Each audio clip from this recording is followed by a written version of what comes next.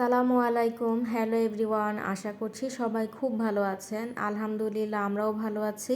চলে আসলাম আরেকটি নতুন ব্লগ নিয়ে আপনাদের সামনে। আমি ফারহানা, ব্লগ বাই সেহেরস মম থেকে। আজকের ব্লগে আপনাদের সাথে শেয়ার করব ঈদের সময় আমরা মার্কেট করতে গিয়েছিলাম। সেই সময় প্রথম দিকে কিছুটা ভিডিও আমি করেছিলাম, যদিও বা সব ভিডিওটা আমার করা হয়নি। তো এই কারণেই আমাদের যে জিনিসগুলো লাস্টে কেনা হয়েছিল সেগুলো আমি বাসায় এসে আপনাদেরকে ভিডিও করে তারপর অলরেডি সেই ব্লগটা আমি শেয়ার করেছি। তবে এছাড়াও আমার শ্বশুরবাড়ির জন্য কিছু কিছু কেনাকাটা আপুর সাথে গিয়েছিলাম শপিং করতে। তো ওই জিনিসগুলো ভাবলাম যে যেহেতু আমার কাছে নেই, তাই মার্কেটের ব্লগগুলোই আপনাদের সাথে শেয়ার করি। প্রথমেই দেখতে শুরু করেছিলাম আমার শাশুড়ি মায়ের জন্য, সাথে আমার চাচি শাশুড়ির জন্য এবং আমার নানি শাশুড়ির জন্য। তো এই তিনটা শাড়ি ভাবলাম যে প্রথমে একটা দোকান থেকে কিনে ফেলি, তাহলে আমাদের একটু কাজ কমে আসবে। তো শাড়ির দোকানের সামনে থেকে গিয়ে যাচ্ছিলাম, তখন আমরা প্রথমে শাড়ির দোকানে ঢুকে গেলাম। তো এই শাড়িগুলো বেশ ভালোই লাগছিল, আর কালারগুলো সুন্দর, সাথে ডিজাইনগুলো খুব স্ট্যান্ডার্ড ছিল। তো এই শাড়িটা দেখছিলাম আমার শাশুড়ি মায়ের জন্য। আর প্রথমে যে পার্পল কালার শাড়িটা দেখাচ্ছিলাম, অ্যাকচুয়ালি জামজাম আর কি, ওইটা আমার চাচি শাশুড়ির জন্য দেখেছিলাম। তবে লাস্টের ওনাদের সাথে দামে বনিবনা হয়নি, ওরা অনেক বেশি চাচ্ছিল। তো এই কারণে আমরা বিরক্ত হয়ে বের হয়ে আসছি, কারণ ওনার বিহেভিয়ার আমার কাছে খুব বেশি একটা ভালো লাগেনি। তো এই কারণে পরে বের হয়ে চলে আসলাম অন্য একটা মার্কেটে। এখানে এসেই প্রথমে ছেলেদের দোকান মানে বয়েজ আইটেমগুলো সামনে পড়ে গেল। তো ভাবলাম যে তাহলে না হয় ভাগ্নেদের জিনিসগুলো, তারপরে আমাদের আরও কিছু কেনাকাটা আছে ছেলেদের জন্য, তো ওগুলো কিনে ফেলি।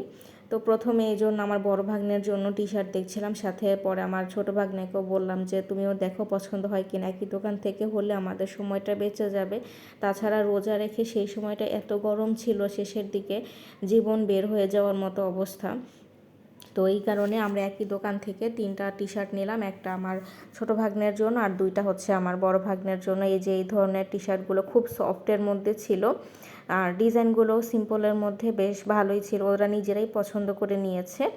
আর এই যে ব্ল্যাক কালারের প্যান্ট, এখানে দুইটা প্যান্ট নেওয়া হয়েছিল আমার ছোট ভাগ্নের জন্য। তো ওকে বলছিলাম যে কোনটা নিবা, তো বললো কি আমার প্যান্ট এমনিতেও লাগবে। তো পরে বললাম যে তাহলে দুইটাই নিয়ে নাও। ওকে এই গ্রে কালারের এইটা নিতে বলেছিলাম, আর তার সাথে ব্ল্যাকটাও পছন্দ করেছিল, তো এই জন্য দুইটাই ওর জন্য নেওয়া হয়েছে। এগুলো স্টিচ প্যান্ট, সো এগুলো হচ্ছে স্ট্রেচ করবে খুব সুন্দর এবং অনেক সফটও ছিল, খুব বেশি ভারী না। আমি বললাম যে যেহেতু সামনে গরম, ডেনিম না নিয়ে এই ধরনের গ্যাবার্ডিন নাও, সেক্ষেত্রে তোমার ফিটিংও সুন্দর হবে এবং তার সাথে পরেও আরামদায়ক হবে। তো এই জন্য এবার ডেনিম না নিয়েও এই ধরনের গ্যাবার্ডিন প্যান্টগুলো নিল, খুব সুন্দর ছিল ফিটিংগুলো, ফর্মাল প্যান্টের মতোই। তো এই যে ওর শপিংগুলো করা হয়ে গেছে। তো এরপরে আমার দেবরের জন্য প্লাস আমার আরেক ফুফাতো দেবর, চাচাতো দেবর, তো ওর জন্য কেনাকাটা করব। কিছুদিন আগে ওর বাবা মারা গেছে, আমি কিন্তু ব্লগে আপনাদের সাথে শেয়ার করেছিলাম জাস্ট কাহিনীটা, কিন্তু এমনিতে দেখানো হয়নি। তো ওর জন্য এবার আমরা একটা শার্ট কিনবো ভাবছি, কারণ আসলে ও বয়সটা অনেকটাই কম, যদিও বা চাকরি করে, প্রথম বাবা ছাড়া ঈদ করছে। তো আমরা ভাবলাম যে ওর জন্য একটা শার্ট নিব। আর তারপর আমার এই যে মেজো দেবরের জন্য এই শার্টটা পছন্দ হলো।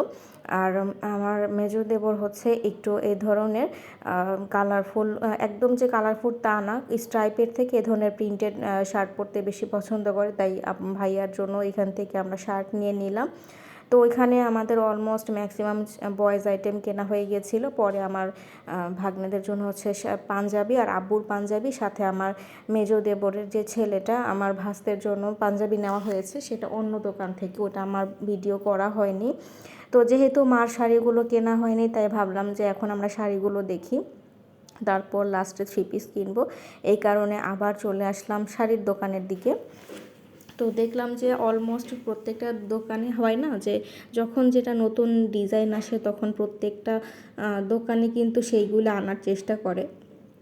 তো এই কারণে মানে খুব বেশি আহামরি চেঞ্জ আসে না, প্রত্যেকটা দোকানে একই টাইপের শাড়িই থাকে, কিন্তু অবশ্যই ডিজাইনের তারতম্য তো থাকবে, না হলে তো আর শপিং করা যেত না। তো এখানে এসেও দেখলাম যে ওই যে প্রথম যে দোকানটায় একটা ল্যাভেন্ডার শাড়ি দেখেছিলাম, ওই টাইপের অনেক শাড়ি। তো ওগুলো দেখতে দেখতে হঠাৎ করে একটু কালারফুলের দিকে চোখ গেল, ভাবলাম যে না হয় এবার একটু গাঢ়ই দিই। আর তাছাড়া আমরা হালকা পছন্দ করলেও আমার শাশুড়ি মা কিন্তু হালকা কালার পরতে একদমই পছন্দ করে না, মা সবসময় একটু গাঢ় রং পরতে পছন্দ করে। তো এই যে একটা সুন্দর ম্যাজেন্টা কালারের শাড়ি। এটা দেখে আমি আর আপু বলছিলাম যে এই শাড়িটা এমন একটা শাড়ি নতুন বউকেও ভালো লাগবে, আবার যে কোনো একটু মধ্যবয়সী মহিলাকেও বললে ভালো লাগবে। তো শাড়িটা আপু বলছিল যে মনে হচ্ছে এবার 3 পিস না নিয়ে না হয় কাপড়ই নিয়ে নিই, বাড়িতে গিয়ে পরা যাবে। তো এই আর কি, এটা বলতে বলতে পরে আমরা শাড়িগুলো মোটামুটি সিলেক্টের পথেই অনেকগুলো শাড়ি উনি দেখিয়েছিল। তো ওনাকে বলছিলাম যে এতগুলো খুলেন না, রোজার ভিতরে আপনার কষ্ট হবে, আমরা আস্তে আস্তে দেখে আপনাকে বলি। তো উনি বললো যে না, আপনারা যদি না দেখেন তাহলে তো আর পছন্দ করতে পারবেন না। এই জন্য উনি আমরা একটা বলবো আরও 10টা করে দেখাচ্ছিল। তো ওর মধ্যে বারবার করে এই শাড়িটার দিকে আপুর আর আমার চোখ পড়ে যাচ্ছিল। তখন আসলে এরকম এত কালারফুল শাড়ি আবার মা এখন পরে না, যদিও বা শাড়িটা অনেক সুন্দর ছিল, অনেক সুন্দর। তো এই জন্য আপু বললো যে থাক, আমরা না হয় এটা বাড়িতে যাওয়ার আগে অন্য কোনো এক সময় আমরা সবাই মিলে এরকম সুতি কাপড় কিনবো, তারপর সবাই একদিন পরে ঘুরতে যাব। তো যাই হোক, ওটা মানে আপাতত মাথা থেকে বাদ দিয়ে পরে মার জন্য শাড়ি দেখতে শুরু করলাম। তো এই শাড়িটাও ভালোই লাগছিল খয়েরির মধ্যে। তো এই জন্য এই শাড়িটা আমরা আমার চাচি শাশুড়ির জন্য পছন্দ করলাম। আর এখানে যে জাম কালার শাড়িটা, ডিপ জাম কালার, এটা নিচ্ছি আমার শাশুড়ি মার জন্য। তো তাদের দুই জায়ের জন্য এবার গাঢ় কালারই নিচ্ছি, প্রায় কাছাকাছি। কাকিরটা একটু ডিপ খয়েরি আর মারটা হচ্ছে ডিপ পার্পেল কালার। তো এই আর কি, শাড়িগুলো কিন্তু অনেক বেশি সুন্দর ছিল। একটা গ্রিন কালার শাড়ি দেখিয়েছিলাম, ওইটা আমার অনেক বেশি পছন্দ। তো ভাবলাম যে অন্য একটা সময় আমরা জায়েরা তারপর আপু আমরা সবাই নিব আর কি। তো এরপর শপিং টপিং শেষ করে চলে আসছিলাম বাসায়। এসে দেখি আমার মেজো ফুপি আসছে আব্বুর জন্য ইফতার নিয়ে। তখন তো রোজার একদম শেষের দিকে ছিল। তো এই জন্য আপু মানে আমার আব্বুর জন্য হচ্ছে ফুপি সব ধরনের ফল, তারপর জিলাপি, এরপর হচ্ছে যে ইফতার আইটেমগুলো, এগুলো সব কিছু বানিয়ে আমার ফুফাতো বোন পাঠিয়ে দিয়েছে। আর সাথে যেখানে আবার চিকেন বিরিয়ানি ছিল রাতের সেহরিতে খাওয়ার জন্য। তো হঠাৎ করে দেখে ফুপি সব কিছু নিয়ে হাজির ইফতারের 1 ঘন্টা আগেই। তো এই কারণে আর সব কিছু সুন্দর করে কেটে কুটে গুছিয়ে নিলাম। আজকে এটাই আমরা সবাই মিলে খেয়েছি। আজকের ব্লগটি কেমন লাগলো আমাদেরকে সবাই একটু কমেন্ট করে জানাবেন। এখানেই সমাপ্তি টানছি। সবাই অনেক অনেক ভালো থাকবেন। আর আরেকটা কথা বলতে ভুলে গেছি, ওই দিন কিন্তু আমার আম্মু বাসায় ছিল না, আম্মু গিয়েছিল নানু বাসা একটা মিলাদে। তো নানু বাসা থেকেও এই যে মিলাদের তোবারক আমাদের এখানে গরুর বিরিয়ানি পাঠিয়ে দিয়েছে। তো ওই দিনটা আমাদের হঠাৎ করে এরকম গিফটের উপর দিয়ে চলে গেছে। ওই দিন আর কিচ্ছু রান্না করতে হয়নি, সবাই আমাদের জন্য খাবার পাঠিয়েছিল।